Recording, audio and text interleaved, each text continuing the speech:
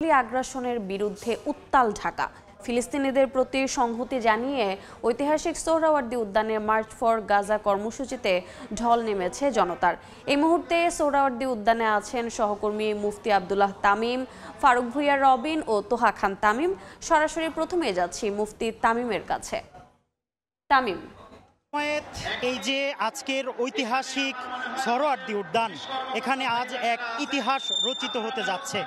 এই ইতিহাস সারা বিশ্ব থেকে দেখা যাচ্ছে এবং সারা বিশ্ব দেখতে পাবে আজকে ফিলিস্তিনের পক্ষে সারা বাংলাদেশের লাখ লাখ সে আরেক এখনই এই মাঠের মধ্যে আমাদের সবচেয়ে জনপ্রিয় মুখ মুফতি আজহারি আমরা দেখতে পাচ্ছি। মিজানুর রহমান আজহারি চলে এসেছেন এই মাঠে এবং তাকে স্লোগানে স্লোগানে মুখরিত করে স্বাগত জানাচ্ছেন। এবং শুধু মিজানুর রহমান আজহারি নয়, আজকে এখানে জমায়েত হয়েছে বাংলাদেশের পরিচিত মুখ সমস্ত আলেম ওলামা, এমনকি আজকে এখানে জমায়েত হয়েছেন, একত্রিত হয়েছেন, আমাদেরকে এখানে ইনস্ট্রাকশন দেওয়ার জন্য একত্রিত হয়েছেন মুফতি আব্দুল মালেক সাহেব, যিনি জাতীয় মসজিদের খতিব। আজকের এই গণজমায়েত সারা বিশ্ব থেকে মানুষ দেখতে পাবে। 200 কোটি মুসলমান এক নয়, একতাবদ্ধ এক কাতারে এবং একতাবদ্ধ বোঝানোর জন্যই এক হয়ে তারা আজকে স্লোগান দিচ্ছে ফ্রি ফ্রি ফিলিস্তাইন, ফ্রি ফ্রি ফিলিস্তাইন।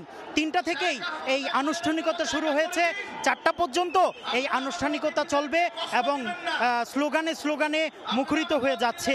আজকে ফিলিস্তিনের উপর যেই গণহত্যা, বর্বরতা, যেই নির্বিচারে গণহত্যা চলছিল তার বিপক্ষে এবং তার প্রতিবাদে আজকের এই বাংলাদেশের লাখ লাখ জনতা এই ঐতিহাসিক সোহরাওয়ার্দী উদ্যানে একত্রিত হয়েছে।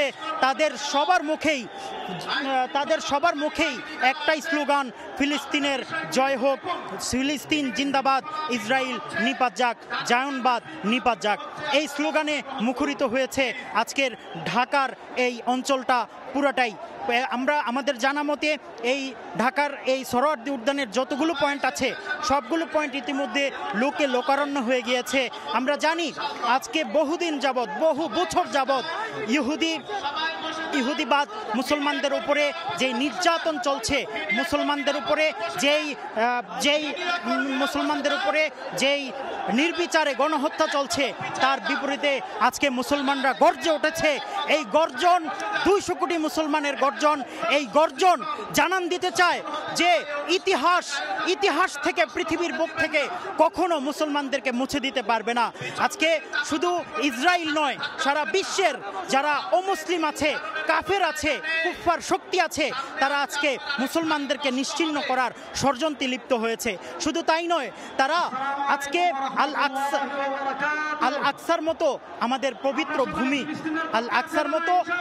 পবিত্র ভূমি, প্রথম কেবলা, এই কেবলাকে তারা মাটির সাথে মিশিয়ে দিয়ে সেখানে তারা 3rd টেম্পল নির্মাণের ষড়যন্ত্র করছে। এই 3rd টেম্পল নির্মাণের ষড়যন্ত্রের সূচনাটাই ছিল এই ফিলিস্তিনিদের নিধনের সূচনা। তাই তারা চায় যে দাজ্জালের মতো এত নৃশংস যে কিয়ামতের আগে মুসলমানদেরকে পথভ্রষ্ট করবে, তাদেরকে এই দাজ্জালকে তারা মাসিহ মনে করে। এই দাজ্জালকে তারা পৃথিবীতে আনার জন্য 3rd টেম্পল নির্মাণ করতে চায়। এই 3rd টেম্পল নির্মাণের মধ্য দিয়ে তারা আল আকসাকে ভেঙে ঘুরিয়ে দিতে চায়। আর সেই জন্যই আজকের এই গণহত্যা। এই গণহত্যার পিছনে শুধু ইসরায়েল নয়, সারা বিশ্বের কুফর শক্তি একতাবদ্ধ হয়েছে। আজকে সারা বাংলাদেশ থেকে, শুধু ঢাকা নয়, সারা বাংলাদেশের সবচেয়ে গুরুত্বপূর্ণ যেই মেহমান, সবচেয়ে গুরুত্বপূর্ণ আলেম ওলামা এখানে একত্রিত হয়েছেন। 3টা থেকে আনুষ্ঠানিকতা শুরু হয়েছে, 4টা পর্যন্ত এখানে গণজমায়েত থাকবে এবং মার্চ ফর গাজা এই শিরোনামে লাখ লাখ মানুষ নারায়ে তাকবীর, আল্লাহু আকবরে মুখরিত করেছে এই আজকের সোহরাওয়ার্দী উদ্যান। আজকে আকাশ বাতাস প্রকম্পিত করে জানান দিতে চায় যে বিশ্বের কুফর শক্তি যারা মুসলমানকে নিশ্চিহ্ন করে দিতে চায়, তারা আজকে জানুক যে আল মুসলিমু আখুল মুসলিম, মুসলমানের ভাই। এক জায়গায় যদি তারা ক্ষতিগ্রস্ত হয়, সারা বিশ্বের মুসলমান গর্জে ওঠে, তাদের পক্ষে কথা বলে। এই জিনিসটাই আজকে তারা জানান দিতে এই সোহরাওয়ার্দী উদ্যানের ইতিহাস রচনা করতে একত্রিত হয়েছে। আজকে এই ঐতিহাসিক গণজমায়েত, অভূতপূর্ব এই গণজমায়েতে শুধু ডক্টর মিজানুর রহমান আজহারি নয়, আরও বড় বড় ইনফ্লুয়েন্সার এখানে একত্রিত হয়েছেন। শায়েখ আহমদুল্লাহ সহ যারা বাংলাদেশের মিডিয়া ব্যক্তিত্ব, তারা এখানে জমায়েত হয়েছেন। তারা মুসলমানদেরকে এবং যারা তাওহীদি জনতা এখানে আছেন তাদেরকে স্লোগানে স্লোগানে মুখরিত করে রাখছেন। নারায়ে তাকবীর, আল্লাহু আকবরে মুখরিত করছেন একদম পুরা জমায়েত। আজকে এই মার্চ ফর গাজায় লাখো লাখো জনতা সারা বাংলাদেশ থেকে একত্রিত হয়েছে। 200 কোটি মুসলমানের একতাবদ্ধতা, 200 কোটি মুসলমানের ঐক্য জানান দেওয়ার জন্যই আজকে তারা এখানে একত্রিত হয়েছে। তারা এখান থেকে বার্তা দিতে চায় যে সারা বিশ্বের মুসলমান সবাই একতাবদ্ধ। যদি ফিলিস্তিনের উপরে এই হত্যাযজ্ঞ, এই নৃশংসতা, এই বর্বরতা, এই জেনোসাইড, এই গণহত্যা যদি বন্ধ না হয়, তাহলে সারা বিশ্বের মুসলমান তাদের বিরুদ্ধে সেই জায়োনিস্ট, সেই ইহুদিবাদ তাদের বিরুদ্ধে সোচ্চার হয়ে উঠবে এবং তাদেরকে দমানোর জন্য যা যা করা প্রয়োজন তারা সেখান থেকে করার সর্বোচ্চ চেষ্টা করবে। সেটাই এই গণজমায়েত থেকে তারা বার্তা দিচ্ছে। যে এখানকার যে আনুষ্ঠানিকতা, সেই আনুষ্ঠানিকতা শুরু হবে, অর্থাৎ যে ঘোষণাপত্র পাঠ করা হবে ফিলিস্তিনবাসীর জন্য, যাতে করে বিশ্ববাসীর কাছে এই যে বার্তা, সেই বার্তা পৌঁছে দেওয়া যায়।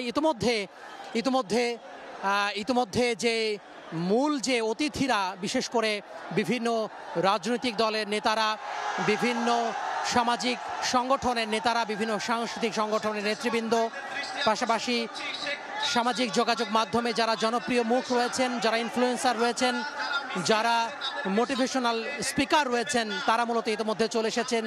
আমরা যদি বলে থাকি যে বিশিষ্ট ইসলামী চিন্তাবিদ এবং বিশিষ্ট ইসলামী স্কলার মিজানুর রহমান আজহারি, বিশিষ্ট ইসলামী চিন্তাবিদ স্কলার মাওলানা আহমদুল্লাহ সহ যে সকল আলেম ওলামারা চলে এসেছেন, তারা সামনে বসে পড়েছেন।